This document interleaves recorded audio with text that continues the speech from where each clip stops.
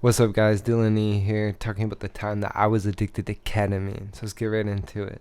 So this took place in 2018. I was 18 at the time, born in 2000. And so I was on some Elon Musk crackhead shit. I was taking tons of Molly, I was taking tons of ketamine, I was taking tons of acid, I was taking tons of shrooms, I was smoking tons of DMT. I was just going all out at everything. I don't think the shrooms, acid, and the DMT was so bad, but it was the Molly and the ketamine that really took me down a dark spiral. I kind of lost sense of myself and everything connected to reality. So let's get into it.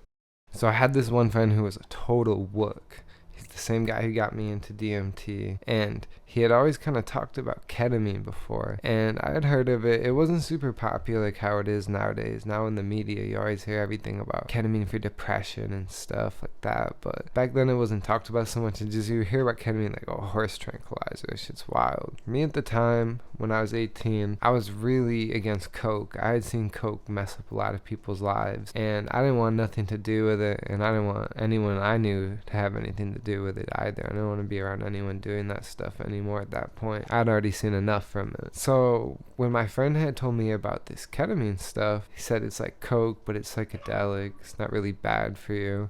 I got really excited because the idea of something that's like coke but isn't coke but is actually psychedelic sounded really intriguing to me. Like, this could be something really substantial. I went ahead and I got me some, and my first time doing it, I was playing music, chilling with some homies, smoking weed, and I just remember pretty much every time I'd do ketamine, I'd have this kind of out of body effect where I would just start playing music and I would be dancing. I'd be going hard. I'm not really someone that really gets up and dance, but on the ketamine, I don't even know what happens. And then I'm just like sitting back there watching myself dance, and it's third person. I'm like, what the fuck is going on? So I really liked the shit. Long story short, in that for the first time, I really liked it, and I wanted to do it again. My friend wasn't consistent on being able to get it. He didn't really have a good connect for it, so instead I figured I'd figure out some way to get it myself instead. And at the time, I was buying a lot of stuff on the dark web, just buying tons of crypto and just blowing it when I could have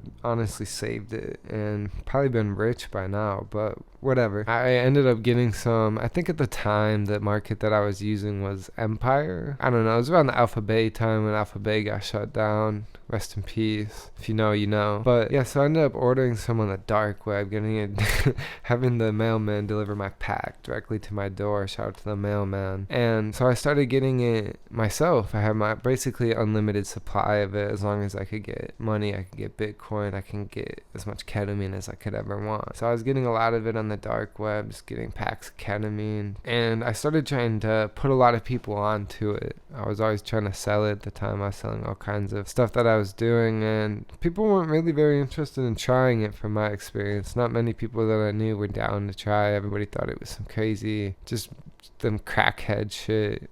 Which it is, kind of. I was just mostly doing everything that I got for myself. All the time I would just be with my one homie who is really into it too, and we lived right next to a park. Me and him lived together in an apartment. He was my roommate, and we lived right next to this park. So we would always snort a bunch of lines of K, and then we would go to the park, and we would just be walking through the park, and it was crazy because I would like see people walking towards me, and they would just be like flying away out of my vision, even though they're right there in front of me, and I just would probably look crazy, like total just crazy person on it. But we would always go to the park, and this one time we went to the park and we had a bunch of ketamine. We're all disassociated, I guess you could say, because when you're on ketamine, it just feels like everything is alien, like you don't belong on Earth.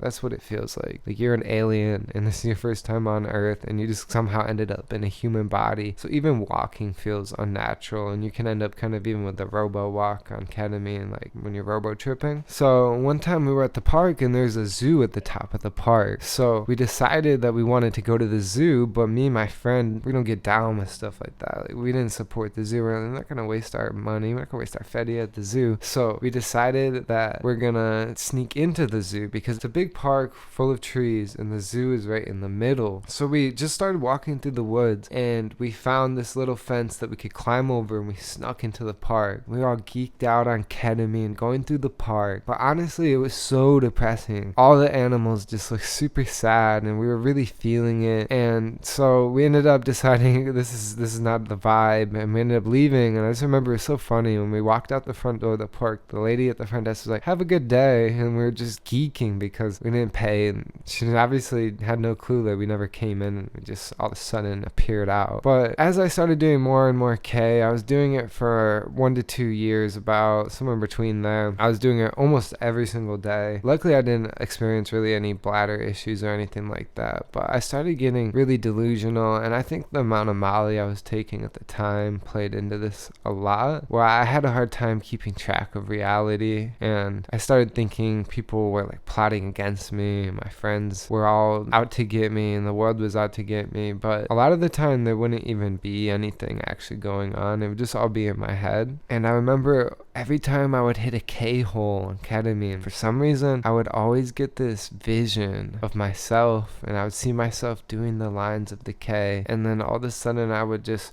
see myself like dying, having a bad reaction, and then I would see my family mourning me. I would see my funeral, and it would just terrify me, but for some reason it wouldn't scare me out of doing it, but it seemed so real, like something that actually could happen, and I was just experiencing it. And I would have a lot of epiphanies when I'd be on the K, and it's kind of like a psychedelic epiphany where you think you learn something that's just like the answer to the universe, or some secret knowledge that nobody really knows, which is honestly a lot of the time valid when I be on like shrooms or acid or DMT. But when I was on the K, it was just none of it ended up being true. Like when I finally stopped doing it and I got myself out of it, I just realized that all those things, those connections I had made about life and the world were just false, and I had to like change the way I think about a lot of things. So that was kind of a huge setback with it. The worst side effect was I ruined a lot of my relationships at the time. A lot of people that knew me, they didn't support me doing this. They thought it was bad, and they were obviously right, I think, looking back. And I thought they were stupid. I thought I knew what was best for myself. I thought that they were just ignorant. They just probably thought it was horse tranquilizer. It hurt. A lot of BS. And you know, with the war on drugs, we all heard that all drugs were bad, and that's had such a negative effect on everybody that heard that, because when we learn things like, oh, weed actually isn't so bad, we think that we were lied to about everything. And whenever we hear that something's bad, we automatically think, well, they're probably lying to us, because our experience has usually been different, or has been different with other things. So we just go head first into these things that obviously really are not good for us. We end up learning the hard way when we could have just heeded the advice that we had gotten since we were literally children. But sometimes it's better to live, it's better to learn, get your experiences. Luckily, I didn't have any too bad long-term effects from taking so much ketamine. The worst part is probably the social effects that I had from it, the relationships that got either ruined or completely destroyed. The way that I got out of it was actually because I was really addicted to MDMA, which will be another story. I got myself super addicted to Molly. I was taking it every single day, and that was the same time when I was taking a lot of ketamine. And every time I'd be coming down, I would have a big bottle of Hennessy. I'd be drinking so much alcohol at the time to try to avoid all the come downs that I was getting, mostly from the Molly. The Molly come down's the worst thing ever. I was in such bad shape. I had never felt so bad in my life. I decided to put the crackhead shit away, put it down, and just stick to mostly just shrooms,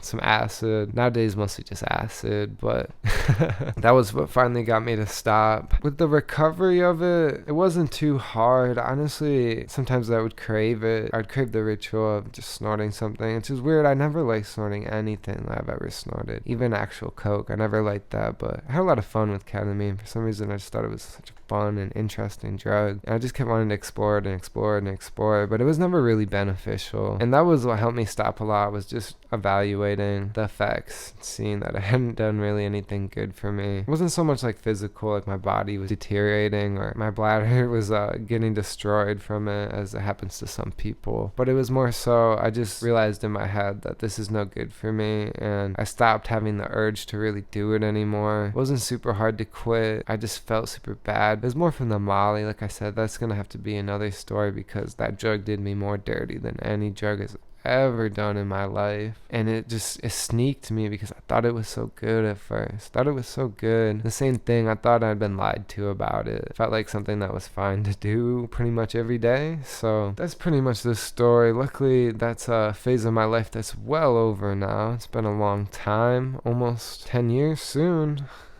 Yeah, I don't think I would probably ever really do it again. It's not really something that intrigues me. I think I got whatever I'm gonna get out of it. I don't think that it would be very beneficial to attempt to gain anything further or lose anything further, because it took more than it really ever gave to me. But I hope you guys enjoy the story of the time that I was addicted to ketamine. Don't do ketamine. Peace. Learn from mistakes, it's okay if I bleed. Most don't be practicing what they be preaching. Aye. Call that shit